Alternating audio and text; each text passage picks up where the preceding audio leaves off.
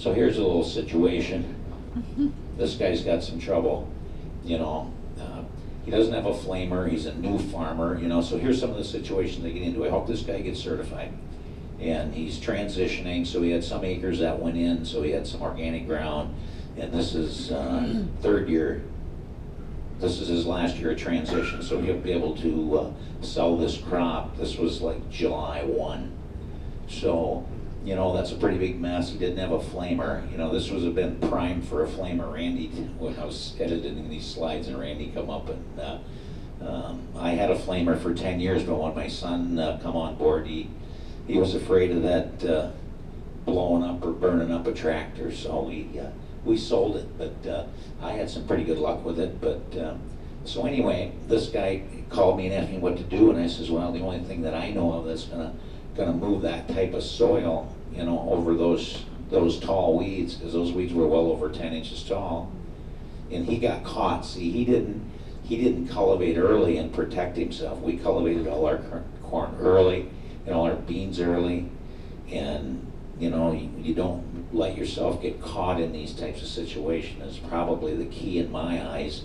You know, we're watching that weather. We've got 15-day out forecast. We know what's coming, so you just got to stop and do what it takes to get that done. So I had mentioned to him, I says, I use a white cultivator no-till unit. So he called his implement dealer. He lives about 200 miles away from me. And he said, hey, I found a white 3000. That's what this model is. And I says, great, that'll work really well because, you know, it's going to be a twin to mine, only quite a few years newer. So we got it to his farm and took and, you know, adjusted and moved things around. You can see where this cultivator was a conventional farmer owned it and put it in the shed, and it only had a couple hundred acres through it. And that cultivator is close to 15 years old, you know, and it come out of the shed looking like new. So he took it to the upper washer and cleaned it up, and then we adjusted it. And we had to make quite a few adjustments to get that tall and that wide of corn, because the roots on that corn were out there pretty far, and the last thing we wanted to do is prune roots. And when you're going deep and moving dirt like this, you know, we're putting 10 inches of dirt inside of that coulter, right beside that rubber wheel. You know, that coulter's filling up with soil to get enough to cover that dirt, cover them weeds. You got to bring up enough. Yes? Was it a sweep on the back, or what did you have on the back there? There's a single sweep on the back. And then this is a coulter, a big parabolic coulter on the front of this. So, you know, that was one pass. He had to make another pass because, you know, his weeds got away on him. So you're just going to have to take and do as many trips as it takes to get you covered. Yes? But I guess, was it a species of weed that would A, outcompete, or B, reduce the yield to even do anything about? Well, anytime you got a weed, it's taking your nitrogen. Okay, so yes, it would eventually, this type of weed would be reducing yield. Those weeds would have been taller than that corn. I see. Yeah. I see. Yeah, weeds are not user friendly. They go right up and they pass. They'll be right with that crop, and you'll get a 50% reduction, if not more. So then it got dry too. See, this was one of those cases where they had the same amount of rain, 20-some inches of rain, you know, so you got through with the rotary hoe, but that didn't stop them all. And he didn't have a harrow to really go after the white root, and you know, so it's a lot of timing, you know, being on time with all those applications is what weed control is all about. So he was pretty happy with that, and his losses were minimal. You know, he lost some nitrogen. His yields were in the 140s, so he was a little bit, you know, disappointed, but realized what happened when you lose your nitrogen, you lose your yield. So here's that style of cultivator. It's got those discs. Now you can kind of see right there the disc blades. Okay, so that's bringing dirt in, and the deeper you put it, the more dirt comes up the inside of that coulter and dumps it out on top of the weeds. You know, instead of pushing dirt together, if you push dirt together, all you do is pinch them in, and they're just going to keep coming. It might stun them for a couple days, but boom, they'll be growing. So the reason I got this slide up here is this guy's a GPS planner. He's got a GPS on his tractor, one on each side of a 12-row unit, and then he's got a 12-row planner with a GPS on each side of the boom.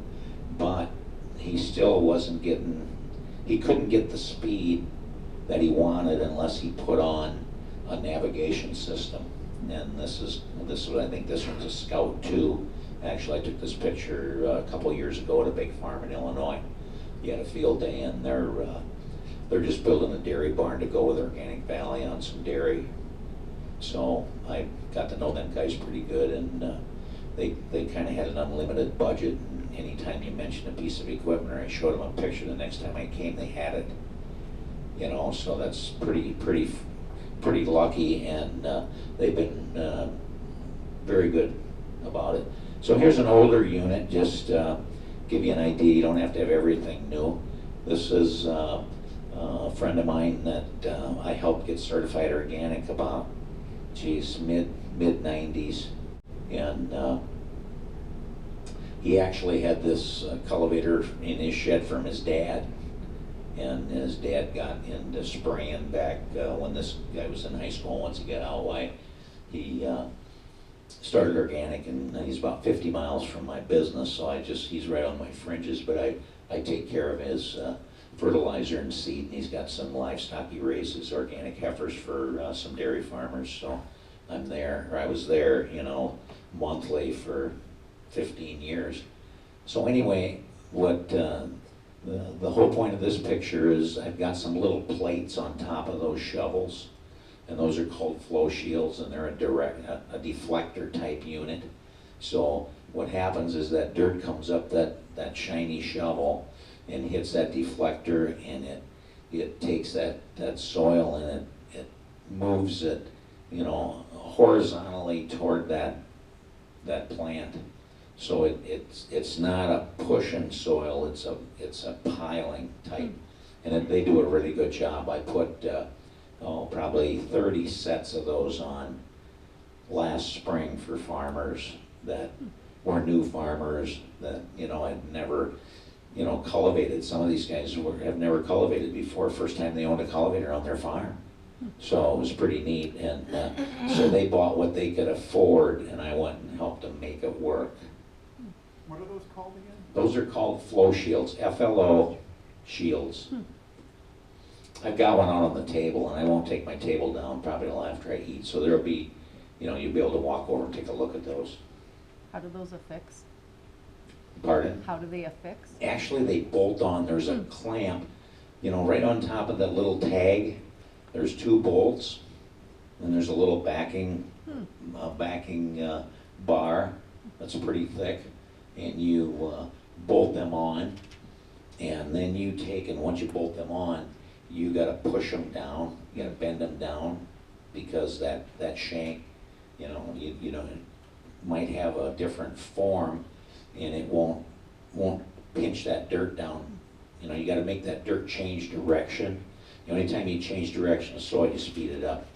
So that helps you push it through the row, and does a really good job of covering weeds. I've had some farmers that new farmers that were scared to death of weeds, and I told them that, you know, you live close enough to my home that I could get there and really do you some justice. So, you know, I did a pretty good group of them in Wisconsin, and I'm planning for some in Minnesota and Iowa this year. Okay, so here's a new Einbach. Has anybody got one of these? No, that would be nice. Because they just come out. They hit the U.S. last year, and I'm not sure how many they put in the States, but in our area, you know, we had 3 farmers buy them, and I went there and helped them set them up. And what they are is that just to the right of the Einbach decal is a post there with a camera on it, and that camera is focused on that row at certain height and certain degree of width of that corn. It's got a little adjuster on the top of that box, and it takes and measures the width. You got to measure the width in millimeter. Then it goes into the computer, and then where it says row guard, that's the actual actuator. And that thing is just, at 5.5, 6 miles an hour, that thing is right on. You can set it 3 inches. The shovels can be set 2 3/4 to 3 inches and run 6 miles an hour, and it won't take a plant out. It's pretty amazing. They're about high $30,000 to get one of those. I got a couple more pictures of them because, I remember when I first started in organic, I made a shovel like that down there right next to the row. I had all front mount antiques when I started, and I made that exact shovel, and when I walked up to that cultivator, I thought, Mr. Again, I could have patented that, But then I wouldn't be here, so I guess it was a good thing. So anyway, this cultivator is, these are common. These are common.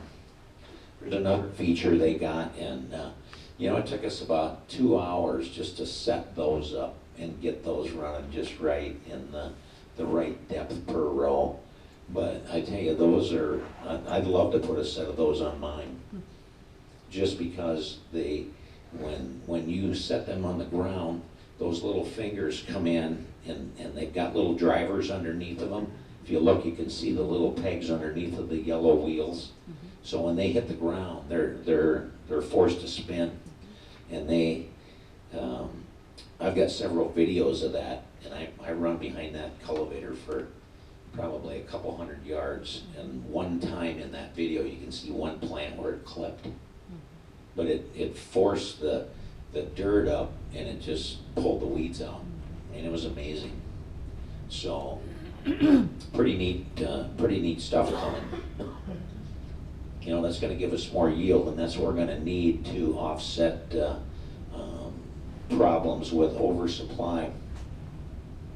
All right, so here's my wheat pullers, and no, these aren't my wheat pullers. This picture, mine was too fuzzy. This is an Iowa farmer, Gary Welsh, and these are his. But seed corn companies have done this forever, and most seed that is sold in the U.S. has had somebody walk through it and detassel. I mean, there's a lot of companies that got rotary cutters now, but the rotary cutters, they know that the best method for detasseling is pulling that out, because if that cutter don't cut deep enough and any pollen comes to that plant, that seed germ isn't there. So that's why you still see a lot of walkers in cornfields, and it's kind of saved us because we've got 2, 3 seed companies right down southwest Wisconsin, so we get a lot of those migrant workers first. Except for us, we brought 2 families up in 2000, and they pull for our whole group right down there in southwest Wisconsin. So we're pretty fortunate. And then they milk cows, so they're not on the migrant worker run. They're citizens actually, and their kids come and their wives come, and when they walk our fields, there's 20 of them, 20 plus of them come. And they're real decent people. We've been so satisfied with our wheat pullers that, granted we don't want to use them anymore, and we have to. Rotations, I can see we're going to be going into more seed stuff. One good thing, once there's more people coming into organic, they're going to need more seeds for all these crops. And these new food grade edible bean contracts are just amazing. There's and you might have to share some of that equipment with your neighbors. Be prepared, because the imports are coming. Quality alfalfa. I get a lot of guys that start, raising alfalfa, and they just struggle getting good quality. So up in this country and in South Dakota, there's somebody grown, and we're moving in here with some dairies just to let people know what's coming. We're planning on expanding our dairy operations on this Minnesota, South Dakota border from Sioux Falls north, through Clear Lake. So, you know, there's quite an interest in the dairy business there, and that'll just give you one more crop for diversity, because diversity is a big driver for weed control. All that field in the background, that was 215 bushel corn with a, that was a 13 sedan grass cover crop, or sedan grass crop before corn with some legumes in it. And we plowed, harrowed it, and planted it, and rotary hoed it, and cultivated it once each. So that was pretty profitable. So here's a field right across from it. Here's an early spring oat cover crop that was in 14. You know, so cover crops have helped us. We had the Spanish families in and pull the weeds, and we actually, I wasn't home when the proper time was to get some pictures on this for 15 crop. But we went and my son had the weed pullers go in there and pull every weed, and it cost us like $66 an acre. But this year's corn crop was just amazingly clean, and by pulling those weeds, those soybeans, they just really filled out nice. That's on a wide row yet too, you know, because we're still on wide rows because I believe in light. More lights made us more yield. You know, it might cost us a little more on the weed side, but I'm pretty confident I'm making out by not investing in a 30-inch planter. And not to say I wouldn't, because they don't even make it in there a wide row planter, I don't think anymore. So I'd change then, but you know, so cover crops have just made us. No, cover crops are all work getting them in, but the rewards once you got them in and you got that done, it works.